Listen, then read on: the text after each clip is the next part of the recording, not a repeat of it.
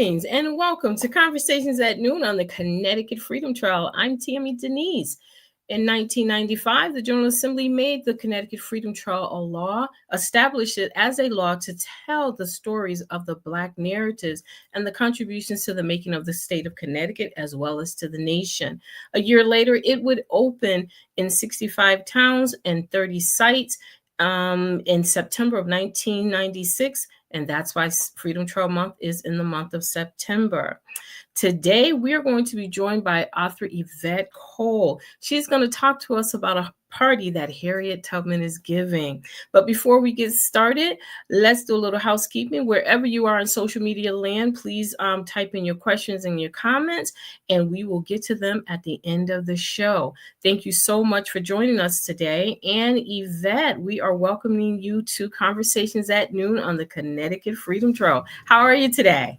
Hi, I'm doing good. Thank you so much for having me today. Oh, you're welcome. Thank you for being here. Take it away, and I'll see you on the other side. Okay, no problem. All right. Hello, everyone. So I hope you guys are having a great day so far. I know that Thanksgiving is coming up soon, and it's a perfect time to talk about my book, Harriet's Dinner Party, because it is about food. And I know a lot of people love to eat. That's one of the things they look forward to for Thanksgiving, but not just eating, being around family, practicing gratitude. So my name is Yvette Cole. I'm a kindergarten teacher in the state of Connecticut, and I'm an author also. And the first book I ever wrote is a book called Harriet's Dinner Party, and it's a children's book about Harriet Tubman. So today I'm here to talk to you guys about why I feel like Harriet's Dinner Party belongs in every elementary classroom, but not just every elementary classroom. I also feel like it belongs in every public library and every home library. Harriet's Dinner Party does not discriminate wherever she is placed. All right, so I'm going to go ahead and get started, everyone.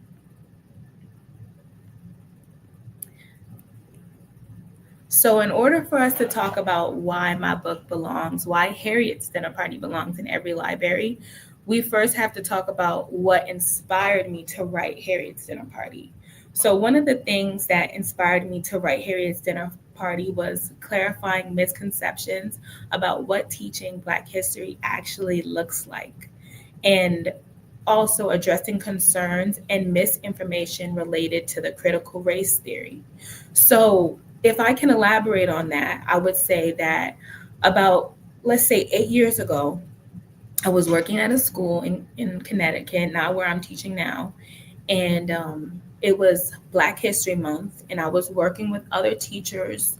And we were trying to come up with things to do for Black history, different activities that we could do with the preschoolers to make it fun and engaging, and to teach them Black history in a way that they could understand.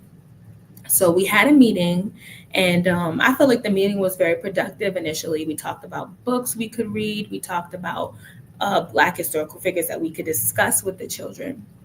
And then the next day, one of the teachers from the meeting came back, and she said that she didn't think we should teach kids about Black history because she felt like teaching Black history is burdening kids with a worry. And when I first heard that, I felt a lot of different emotions. One of the emotions I felt was anger. I was kind of angry because I was just like that just didn't make sense to me.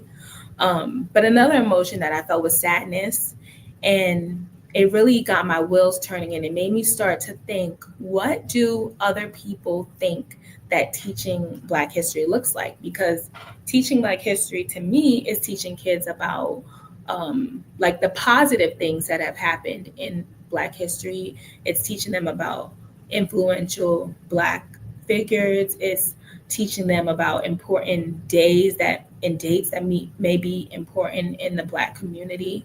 And it's also a mix too, right? Like it's also talking about some of the negative things that have happened in Black history, but in a way that's age appropriate. So from this, I really started thinking. I was like, what could I do to make a difference? Because she was very serious in her statement when she said that. She felt like teaching kids about Black history was burdening them with a worry. So some of you guys probably are wondering, why might a teacher believe that teaching children about Black history is burdening them with a worry? So one of the reasons why is that they may misunderstand Black history as only trauma. Some educators reduce Black history to slavery, violence, and oppression. Black history is also full of joy, creativity, science, innovation, community, and strength. A belief that children should be shielded from injustice. Some adults think kids are too young to learn about hard topics, but in reality, this is not true. And there's so many kids that are out there who have shown that they can be agents for social change. So one of those people is Martin Luther King's granddaughter, and another one of those people is, I believe she's an adult now, but her name is Greta Thunberg, and she talked about the environment and the importance of keeping the water and ocean safe, and she talks about pollution. So we already have some examples of children who have been agents for social change. And not only do we have examples, but if you look at studies, we know that when children are taught when they're taught about injustice, it helps them with their critical thinking skills and it helps them with problem solving. So, what did Black history look like in the 90s? So, these are all of the things that I started thinking about when I began doing research for this book, Harriet's Dinner Party, and when I really was thinking about how could I make a difference and what I would want to write about. So, in the 90s, when I grew up, when I was in kindergarten, Black history, I have some positive memories and some negative memories about when I was learning about Black history. So one of the positive memories is that I remember learning about Martin Luther King, and I remember learning about kindness. I remember seeing pictures and images of him when he did his famous I Have a Dream speech. I remember hearing that speech. I remember listening to Negro spirituals. There's a song called We Shall Overcome. And I remember the way that I felt when I heard that song, and I was exposed to that in kindergarten. And I remember reading the story of the Freedom Quilt. So I had a lot of good, positive memories associated with learning about Black history when I was a kid, but I also had some negative memories. So those memories that I just explained are memories from kindergarten. But I remember when I got a little older and I got like in second grade, some of the negative memories that I had was being exposed to cotton. So the image that you're seeing right here is what I call safe cotton. And safe cotton is the cotton that looks closer to the cotton that you would see in a bag that you would buy from a store. But the cotton that I'm very uncomfortable looking at and like talking to and interviewing other Black teachers, other Black people, some of them also feel the same, that if they see cotton that is like specifically on a farm and the cotton that's on a vine, it is associated with slavery and it is associated with negative memories and it's hard to look at.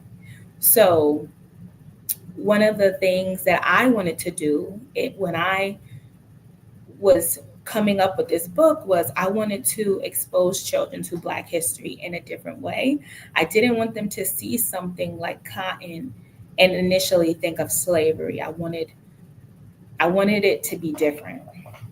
And some curriculums are already doing this, making Black history, when they teach it, it's not as traumatizing. For example, in the curriculum that is at my school, when kids first are exposed to cotton, they are exposed to cotton in the farms unit. And the first thing they hear about cotton is that cotton is grown on a farm. So I think that for this generation of kids, or at least the kids in my class at my school who have this curriculum, they'll be less likely to look at cotton and feel like uncomfortable, and more specifically the Black children. So developments in Black history during the 1990s. By the 1990s, Black history was actually recognized and established in schools. So I also did some research to to know what Black history looked like, not just at my school, because I grew up in New York City public schools, but I wanted to know what it looked like in other states. So during this time, during the 90s, Black history was recognized as a month, and also Black history was evolving from being a side note in education and being more integrated, complex, and celebrated past Black History Month. So it also talked about the struggle, the achievement in contemporary culture. And that is how Black history started to change in the 1990s. And I think that I definitely was a part of that when I was being taught in kindergarten. So what does Black history look like now? Black history now, it's so many things that I think of when I think of Black history right now. But for me, teaching Black history is exciting for me. It's fun. I can be creative. I can become a storyteller. It brings me a lot of joy. So it looks like introducing Black historical figures in a new light. So history, now highlights a broad range of contribution, not just struggles. It looks like revamping how Black history is taught in schools. Many schools are moving away from only teaching Black history during Black History Month and instead is integrating it throughout the year. And that's one of the things that I do. I will tell you guys that Harriet's Dinner Party is not just a book for Black History Month. It's not a book that you take out for 1 month of the year and then put away for the rest of the months. My book is relevant throughout any month of the year, and it can be tied into so many different curriculums. Making Black history fun and engaging. So creative approaches like interactive activities, games, storytelling, and multimedia. If you go to stores like, I don't know if Target still has this, but I know last year for Black History Month, I went in there and it was like in the section where they have things for $1 and everything. They had a lot of Black History Month resources like cards with influential Black people in history. And it was just like, it was fun ways for kids to learn about Black history. There's so many coloring books, there's so many resources. And then there's curriculum and educational resources. Modern Black history curricula focuses on inclusivity, representation, connection to contemporary issues, and representation in toys, books, and media. So children's books, dolls, games, and other educational materials increasingly feature Black characters, inventors, leaders, and everyday heroes.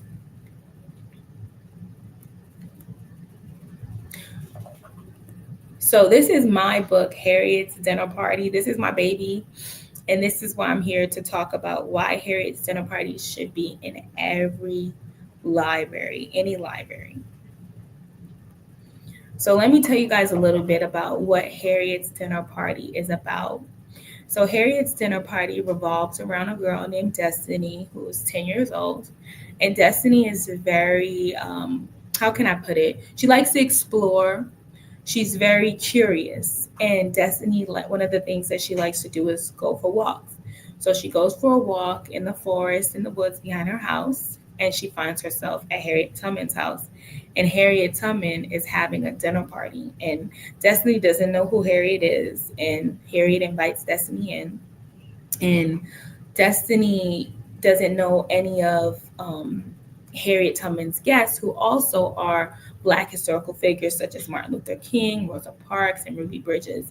And in the story, Destiny finds out how all of these characters are connected, but more importantly, who Harriet Tubman is. And she, like in the book, you guys will see, like as you read it, that she's kind of trying to figure out the whole time if this is a safe place to be in, and if Harriet Tubman is a trusted adult. And she finds out during the dinner party scene exactly who Harriet is and her significance in American history. So through this book, I aim to teach children about Harriet's incredible legacy and inspire them with her story of bravery, compassion, and most importantly, humanitarianism. And I'm going to get into that a little bit later into this presentation. But one of the main things that I always talk about anytime I go to a school, a museum, a library is about how Harriet Tubman was a humanitarian. And it is so important that, especially now, the times that we live in, that we have more humanitarians in the world.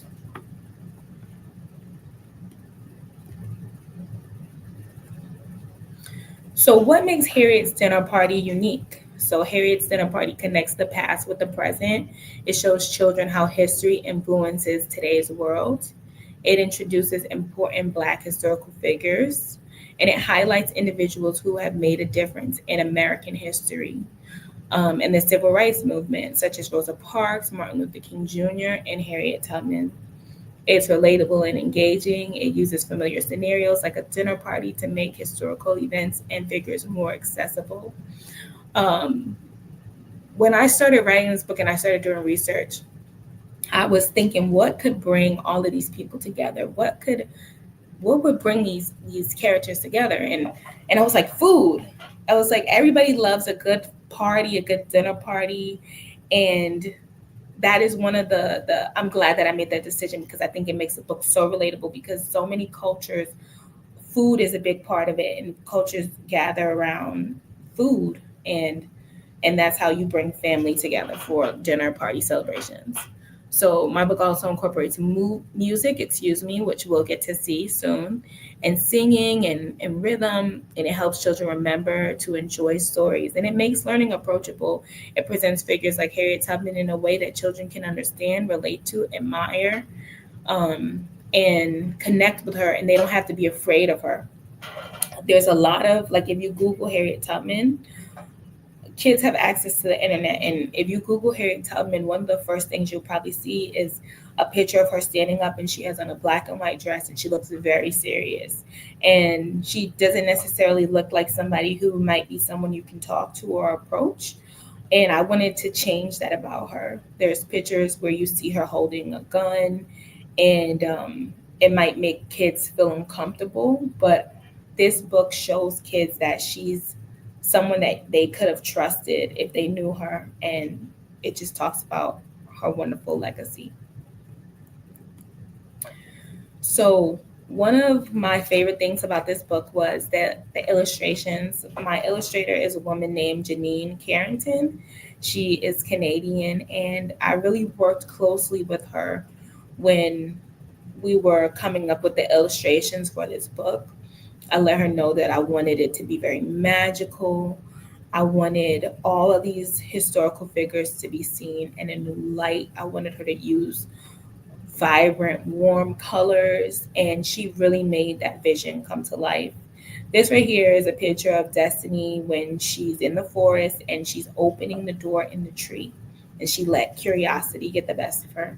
And this is one of my favorite parts of the story, because it's when the whole setting changes.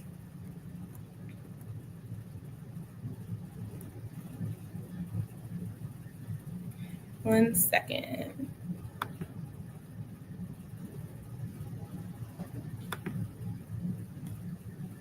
Okay.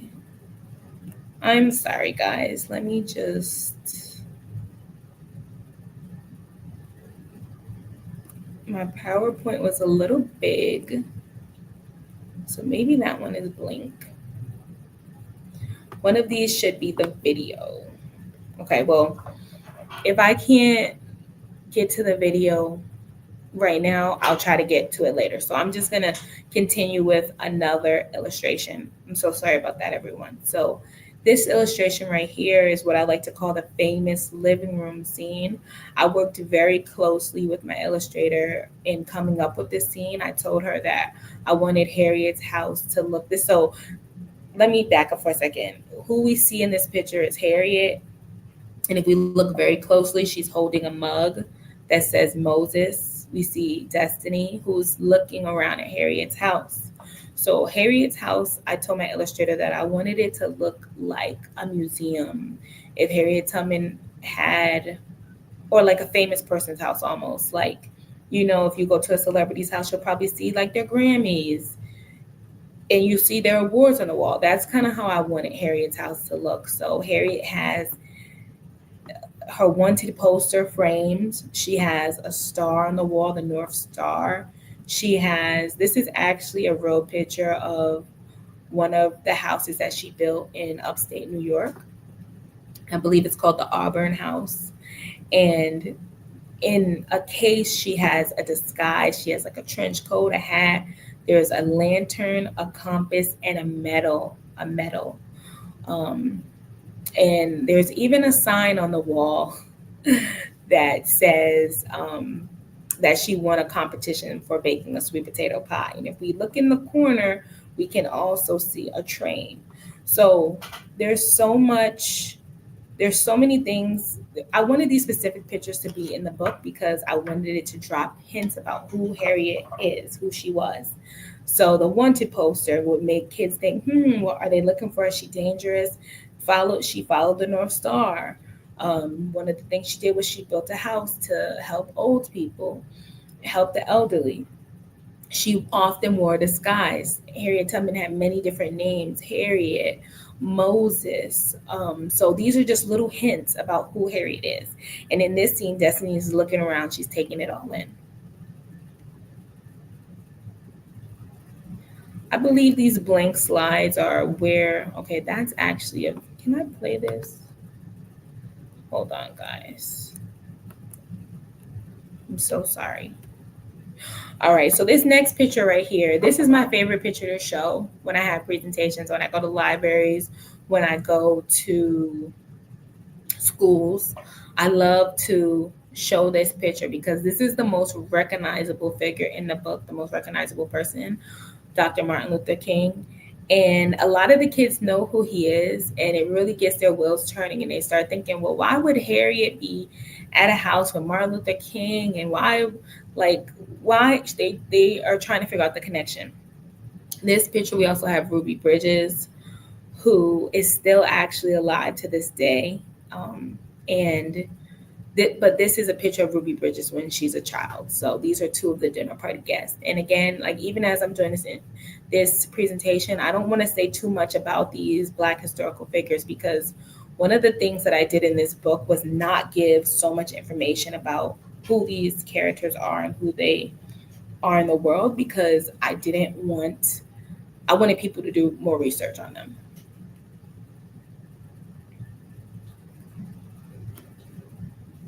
All right, let's see if I could play this video. So I'm gonna go back to that at the end. I'm gonna play the video for us, a clip from it, but for some reason it's not working right now in the slides. So why is teaching children about Black history important? So teaching children about Black history is so important because it gives them a fuller, more accurate understanding of history. So it's just teaching kids about Black history is not just one-sided. You're not just hearing history from one person's perspective, you're hearing it from multiple perspectives. It builds empathy and respect for diversity. So when children learn about people from different backgrounds, they become more open-minded and compassionate and respectful. So understanding that yes, you are your own person, you have your own identity, and you have a certain culture. It's also important to not just care about your culture, but it's important to care about other people's culture and have respect and empathy for people based on what their ancestors may have went through. Let me see if I could just make this a little bit bigger. So teaching children about Black history is also important because it teaches them social and emotional regulation. So stories from Black history highlight emotional regulation, perseverance, and resilience. Children see how individuals like Harriet, Ruby Bridges, and Martin Luther King managed fear, anger, and difficulty while staying focused on their goals. Hold on one second. I'm so sorry, guys. I'm clicking the wrong button. Bear with me. We did that slide. Okay, so social and emotional and it teaches them social and emotional regulation. I'm not sure if I went over that one. But let's come back to the why. So why should you put Harriet's dinner party in your library? So you should put Harriet's Dinner Party in your library because Harriet's Dinner Party introduces children to Harriet Tubman, a true humanitarian who dedicated her life to helping others. The story is engaging and fun, so children won't even realize they're learning about history and important values. Harriet's courage, kindness, and compassion inspire young readers to make a positive difference in the world.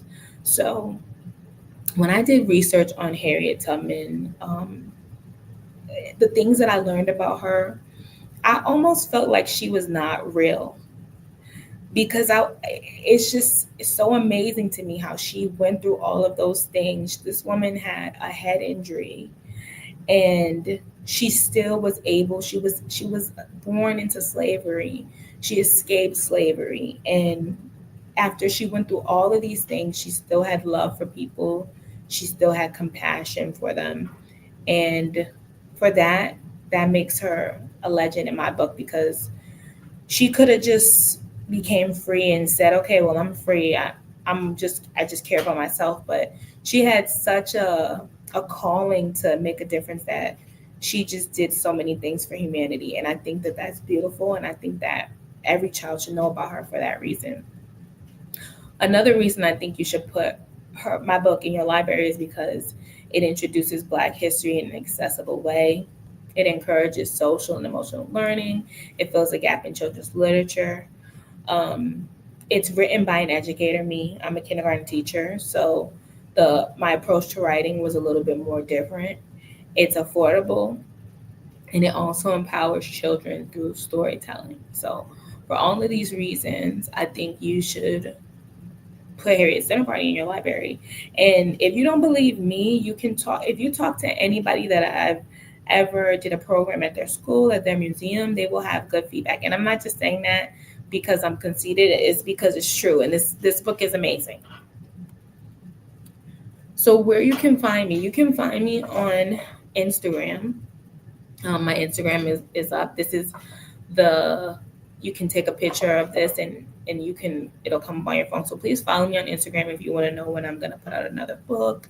If you're interested in knowing where I'm gonna be doing my presentations, I go to museums, I go to schools, I travel to different states. So keep following me on Instagram to know where I'm gonna be next. I'm also on Teachers Pay Teachers, and I'll show you guys more of that in the next slide. So on Teachers Pay Teachers, there's an activity book that's accessible that you can purchase, and it has curriculum, activity pages, and coloring pages that go along with Harriet's Dinner Party. You guys can go visit my website to purchase my book, or you can go on Amazon.com. And if we look at this slide, this is what, if you go to my Teachers Pay Teachers account, there are some free resources on there that you can get for free. If you guys have the book and you want to do a coloring pages, I believe it's the Martin and Ruby picture. You can color that in, and it's a free resource. But if you want more resources, you can purchase the activity book. And in the activity book, there's activities appropriate, for elementary age children from K to 5. So, for example, this one shows how you can pretend that you're having a dinner party and write the things that you want to bring to the dinner party. Also, there's another page in there where you can match the dinner party guests with the food that they brought in. So that's a good way to help kids with sequence of events and memory and recall. And for some reason, the last picture didn't show up on the slide, but I wanted to say again to everyone, happy Thanksgiving. And I hope that this is actually, Harriet's Dinner Party is actually a great book, like I said in the beginning, to read during this time of year because it talks about community and coming together, and they come together around food. So happy Thanksgiving to everyone. I hope you guys have a blessed Thanksgiving. And that is going to be the end of my presentation. So if anybody has any questions, I would love to hear them.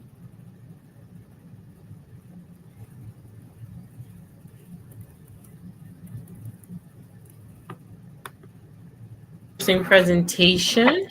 I love the idea of Harriet's Dinner Party. I love how you are going from not teaching in a trauma-based lens to one of resiliency, hope, determination, all of the positive things.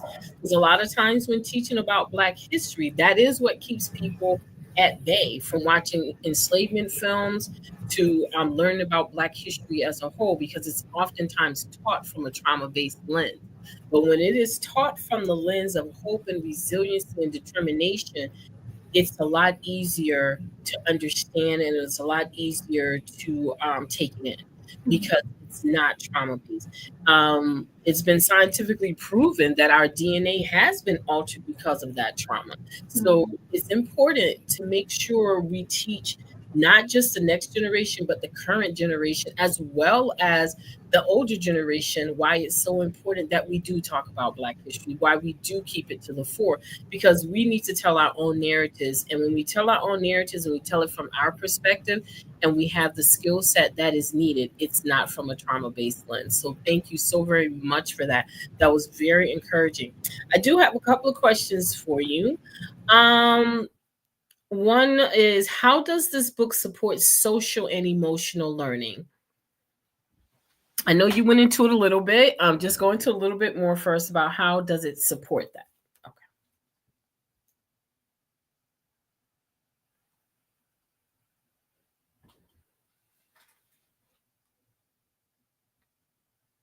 I'm so sorry. Can you That's repeat your question for me? That's okay. You're in school. Announcements happen. Thank you. How does your book support social and emotional learning? Okay, great question. So, um, when we think about, so in the field of education, we call social and emotional learning SEL skills. Hmm. And when I think of social and emotional learning, I think of how are kids learning to regulate their emotions. If a child gets angry, how are they learning to deal with that feeling? If they're sad, how are they learning to deal with those things? So, one of the ways that Harriet's dinner party helps with social and emotional regulation is because it gives kids examples of what they can do if something happens to them that might make them upset, afraid, or scared, or if they fail, if they have setbacks. So just based on like who Harriet Tubman is, and learning about her, and that she was a woman who was in slavery, but even though she was a slave, and it was hard for her in life, she still did all of these amazing things. She did not let being a slave define her, and she still had all of this great like compassion and care and love. So that's one of the ways that it helps build children's social and emotional, it helps them with those skills, excuse me, because basically just Harriet Tubman is the example that they should follow. She's the blueprint. Okay. I appreciate you bringing out how, as an enslaved person, it could have made her bitter. It could have made her selfish, because that's a part of the colonized mind where it's only think of yourself and only think of how you can benefit. And I appreciate you bringing out how just because she was an enslaved person does not mean she had to have that slave mindset, that instead she kept an open mind and she kept that empathy for people. And so that is so important to help people to understand. And that goes a long way with the generational, breaking down generational curses. And just something to think about later. We don't have to answer it. Identifying what those generational curses are. So I think that's an important thing, and I think this book is a step toward that, to helping to understand what that is all about. We do have another one.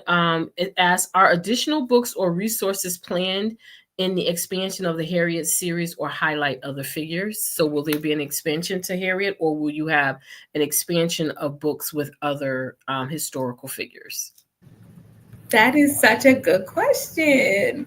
And I want to think about how I want to answer that.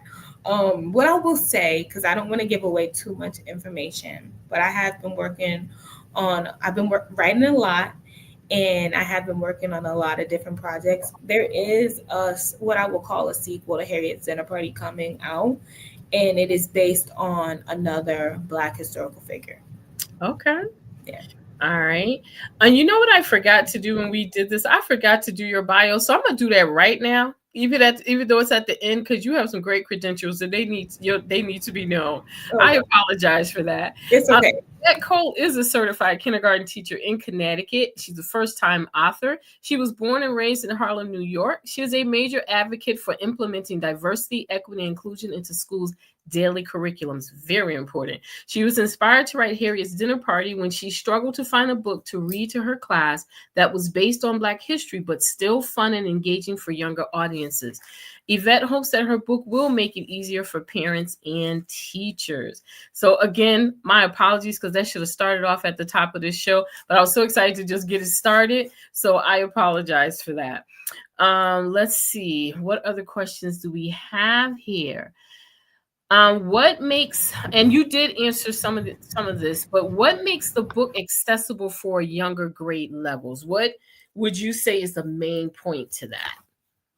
Okay, so this book is very fun and engaging, and I'm very sad because Harriet's Dinner Party is also available in a video version. So I'm sad because I was trying, it was in my slides, but I wasn't able to show you the clips that I wanted you to see. Mm-hmm. But in the clips, you would have seen that there is singing in the book. Nice. The images, the pictures, it's a picture book. So the kids get to see the pictures of Harriet Tubman and all of the other Black historical figures. And one of the things that I like to do is that when I go to different schools and different places, I like to tailor the book to um, meet the needs of my audience. So, for example, if I'm teaching Harriet's Dinner Party at a preschool, which I've done, I've done a program for Harriet's Dinner Party at more than one daycare.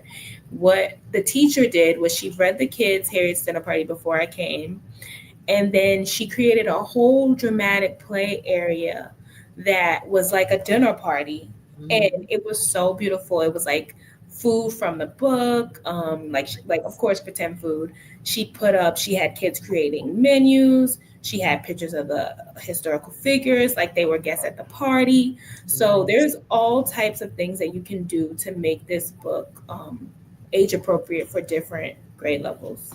Did I answer the question? I hope I answered. Yeah, no, it did. Now let me ask this. We're going to go back a little bit because, again, teaching, it is, society says teaching Black history is hard. Teaching Black history shouldn't be taught because of the trauma it will bring along with it. So if that's the case, why do you believe children are capable of learning about racial fairness and justice if it's so hard to teach? That question, there's a lot of things to unpack in that. But I think you fear what you don't know. So I think that a lot of people, it makes them uncomfortable, especially if they're not a Black person, if they're not a person of color. They've never lived, they've never had the experience, they've never walked in my shoes, they've never walked in another Black person's shoes. They have the luxury of not having to, for lack of a better way to explain it, they have the luxury of not having to care or worry about these things or think about these things, specifically what happened to Black people, the history of Black people. They have the luxury of not thinking about it. But I would say that it's important because it affects everybody. It affects everyone in the world. Can you ask me the question again? Because I'm so sorry. There's so many things I wanted to say, and I don't think I explained that well. No, actually, you're doing pretty good, contrary to what you think. And I understand the distractions with the announcements and everything because you're in the middle of your school day. Yeah, I'm so sorry. The time. No, don't apologize. We appreciate you taking the time out of the teaching day to do this program. Why do you believe children are capable of learning about racial fairness and justice? Oh, okay. So they're capable because they can. It's like you learn about sharing. You got to make it very simple. You learn how to share in kindergarten. You learn that it's important to be kind. Those small topics also tie into like bigger things. It ties into like civil rights. It ties into gender equality. So it's things that they do already. It's just putting more context behind it. So that's why I think they can learn about it because they can, and they're actually very children's perspectives are more pure and they're more logical. And one of the things, like when I talk about Martin Luther King, I talk about how Martin Luther King was killed because someone didn't like what he was saying. And I always say to my class, do you think that that is a good reason to kill somebody? And they'll say no, because it's not. Right. And I'll say to them, and this is very important to me, I always say, if you don't like somebody, it should be that you don't like them because of something that they've done to you. It shouldn't be because of how they look. Because people, we're not responsible for how we look in the sense of our features, our hair texture, our skin color. We were created like this. We're not responsible for that. So We it's, have no control. yeah, so they'll tell you, they'll say, no, that's silly. Why would I make fun of somebody because of the color of their skin? Like, that makes no sense. And see, that goes to show that hatred is a learned behavior. It's not something that is born with, it's a learned behavior. So, learning about Black history, learning about the things that cause certain things to take place is important so that it doesn't happen again. But it also helps. I think it helps our young people have pride in who they are, have pride in where they came from. I love to teach Black history from the angle or from the lens of no blaming, shaming, or guilting. There is no blaming someone for the privilege that they have because they have no control over that. They were born into that. There is no blaming a person for being a descendant of a person who was enslaved. And there's definitely no shame in that. But where accountability comes in is recognizing you have that privilege and understanding that that privilege is oppressing other groups and you have the ability to do something about it. And so that's why it is so very important that these lessons are learned and that the history is not erased, that it is not changed to satisfy one person's guilt or one person's emotions over someone else's. To me, when history is not taught the way it needs to be taught accurately and completely, then you have this rug that's building up and building up. And now stuff is just coming out because it can no longer be hid under the rug. It is screaming for accountability. It is screaming for knowledge. So thank you for that. Let's see. How let's move over to teachers. How can teachers actually and you did say this in on one hand, but let's go a little bit further.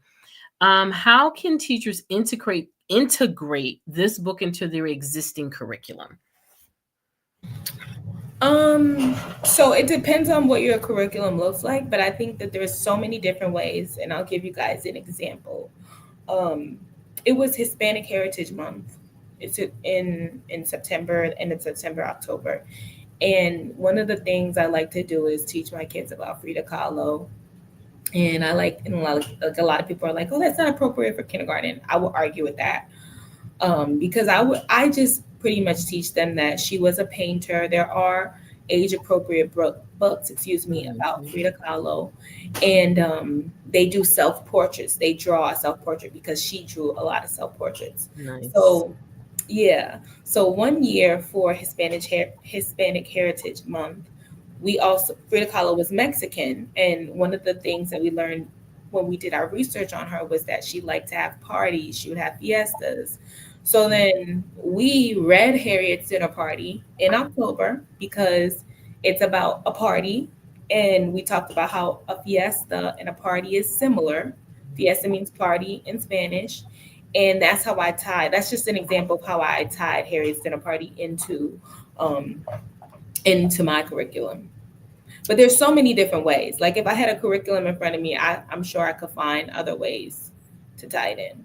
But I like the fact that it's themed. It didn't necessarily have to be a book about Frida. It was about Harriet's party, but you connected those themes together. And that's another way to introduce the story of both people and showing connections. So the connections are very important as well. So I think that was an awesome idea. Um, Let's see, where are we? Because a lot of these questions you have touched on. um, let's go back to how do you respond to educators who worry that teaching Black history is going to upset or overwhelm the young children? That is still hard for me, um, because this is something that I'm so passionate about, this book, and I really believe that all children should learn about Black history. Mm-hmm. So one of the things that I do now is that I don't really give an explanation. What I do is make examples. So a lot of teachers, especially OG teachers, for example, I'll give an example. Like if the district tells us, oh, well, this is the new curriculum, we need you to follow this, they'll say, show me what that looks like. So I don't really get into banter. I just create material. So that's Yes. why I created Harriet's Dinner Party as a resource. This is what it looks like to teach kids about Black history. I love it. I love it. That's beautiful. And you know, another way you can teach Black history, and you can use Harriet's book. It's sort of like what the kindergarten teacher did. She read the book to the students first, then gave them ideas of what to do, and then she created a little dinner party. Another way is with living historians. If you think about it, next time you go into a class or you talk to a teacher, ask her to have the students act out a certain scene.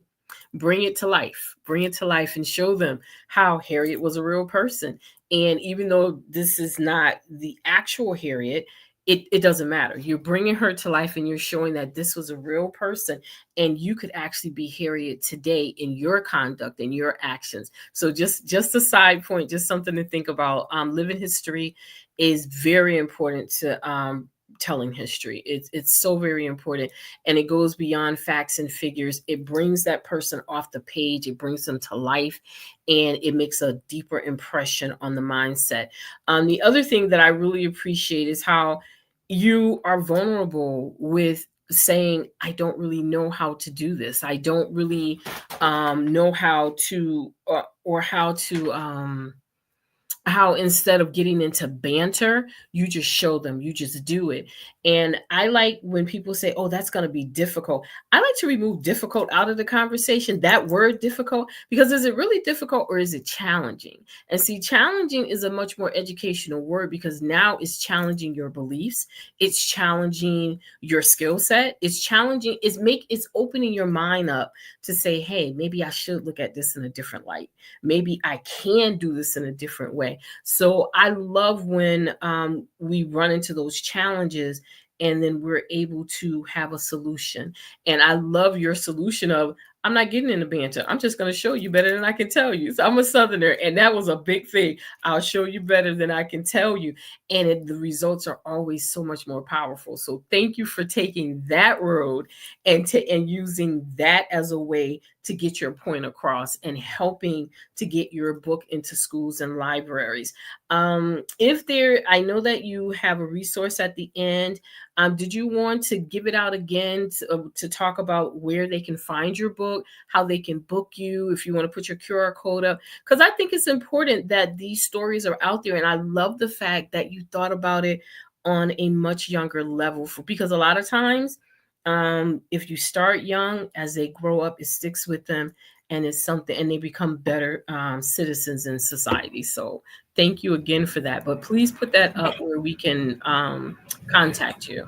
Okay, I'm going to add it in a second, but I also wanted to add, I'm glad you said that. It's really about exposure. Mm-hmm. So one of the things that I tell teachers who say, well, why would you teach kids in kindergarten about Black history? How are you going to do that? I say, they'll be like, oh, they'll never remember who Harriet Tubman is. They're probably not going to remember everything about her, but they might remember the name Harriet. That's a start. They've been exposed to the Exactly. name. They might remember a name Rosa. They might remember, and as they get older, this is giving them the background knowledge that they're going to need when they become Mm-hmm. older. And they're going to be able to say, wait a minute, they're going to connect the dots and say, when I was in kindergarten, I was in preschool, I was in first grade, I remember the story, Harriet's Dinner Party. Yeah. This is the Harriet that Miss Cole was talking about. Yeah. So Your toolkit, you're giving them a toolkit. You're giving them tools to put into their toolkit at an early age.